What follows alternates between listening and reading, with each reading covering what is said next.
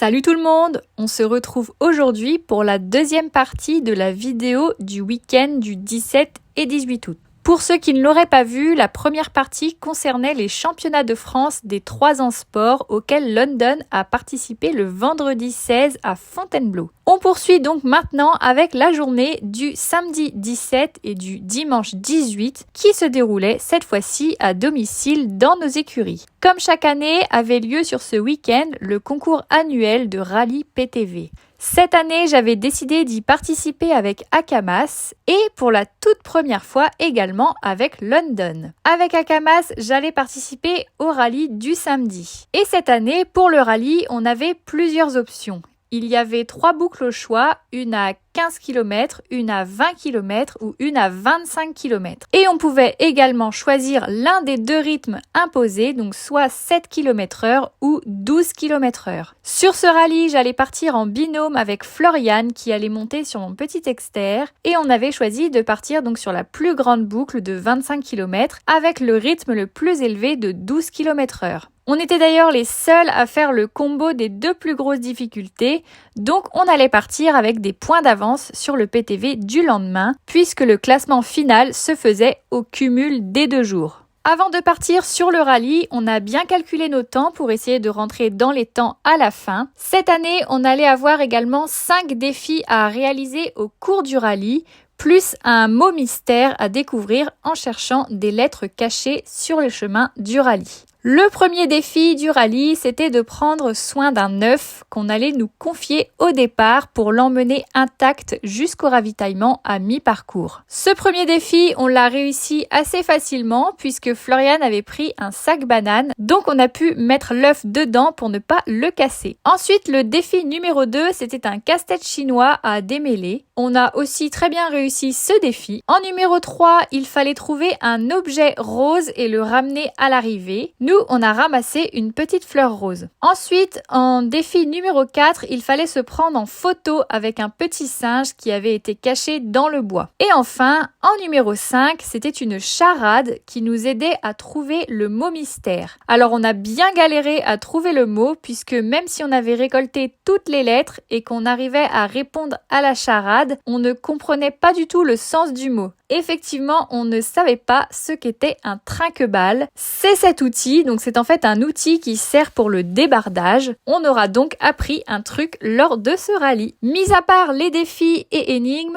on a réussi à rentrer à 2 minutes du temps idéal, c'est-à-dire en 2h17 au lieu de 2h15. Donc, comme il y avait une fourchette de tolérance de 5 minutes, on est bien rentré dans les temps. Ça a été assez physique pour les poneys car on a énormément trotté et galopé pour tenir le rythme, mais ils ont tous les 2 répondu présent jusqu'au bout de ce rallye. On passe ensuite à la journée du dimanche où se déroulait le PTV. Cette année, j'avais donc décidé d'y participer avec London. J'avais vraiment hâte de le voir à l'œuvre sur ce petit parcours et même si je ne pensais pas réussir à tout passer, je me disais que dans tous les cas, ça pourrait lui faire une chouette expérience. Cette année, le parcours était composé de 14 obstacles. Pour débuter le tour, il fallait d'abord sonner la cloche. Le premier obstacle était une bordure maraîchère avec des rondins de bois pour rajouter une difficulté supplémentaire puisque les chevaux ne devaient pas marcher dessus. En 2, il fallait s'arrêter dans une zone puis descendre. En 3, c'était la porte en corde sur le pont à faire en main. En numéro 4, on avait de nouveau une zone où il fallait s'arrêter pour remonter. En 5 et en 6, c'était ensuite 2 obstacles. Le premier, c'était une grande barre et le deuxième, c'était une palanque directionnelle. Alors London n'avait jamais sauté avec un cavalier sur le dos, donc j'avais une dérogation pour le faire à pied, en main avec. Mais vous allez voir que finalement, tout ne s'est pas passé comme prévu. On continue avec le numéro 7 qui était l'obstacle des frites. Le 8, c'était un contrebas. On avait le choix entre un petit contrebas ou un peu plus gros. Évidemment, avec London, j'allais faire le plus petit des 2. On avait ensuite un PO avant de remonter sur le numéro 9, qui était un exercice de dextérité. Il fallait prendre un verre d'eau, passer au-dessus des rondins de bois sans que le cheval ne saute. Il fallait bien qu'il marche dessus. Et ensuite, il fallait reposer le verre d'eau sans le faire tomber. En numéro 10, on avait ensuite un escalier où il fallait marquer un temps d'arrêt de 5 secondes sur la plateforme du haut. Le numéro 11, c'était la bascule. Ensuite, on avait de nouveau un PO pour remonter sur le contre-haut en numéro 12. Donc pareil, on avait le choix entre le plus petit ou le plus grand. Le 13, c'était ensuite le but de foot. Il fallait tirer dans le ballon pour marquer le but à l'aide d'un maillet. Et pour finir, le numéro 14, c'était un changement de sol avec une grosse couche de sciure plus des bouteilles en plastique vide dedans. Et ensuite, pour arrêter le chrono, il fallait de nouveau sonner la cloche comme au début. Donc le parcours de cette année était vraiment très sympa et dans un petit coin de ma tête, j'avais bien envie d'essayer les petits obstacles sous la selle avec London. Du coup, en détente, j'ai effectué mes tout premiers sauts à dos de mon poney. J'y suis vraiment allée sans pression, juste pour tester, et si je voyais que c'était trop dur pour lui, je ferais évidemment les obstacles du parcours en main. Mais finalement, London s'est parfaitement débrouillé lors de la détente. Il n'a pas du tout été stressé ou en difficulté. J'ai d'abord fait un passage sur une petite croix au trot, puis un petit vertical encore au trot. Ensuite, j'ai monté le vertical au code du parcours et lors du premier essai, malheureusement, je l'ai complètement bousculé au galop, donc forcément, il n'a pas géré sa foulée et il a complètement striké la barre. Bien évidemment, pour ne pas le laisser là-dessus, j'ai refait un passage sans m'agiter cette fois-ci et en gardant le trot jusqu'au bout, et cette fois, tout s'est bien passé. On est donc parti sur le parcours dans la même idée, sans pression, juste en totale découverte. Donc je vous laisse voir tout de suite l'intégralité de notre parcours.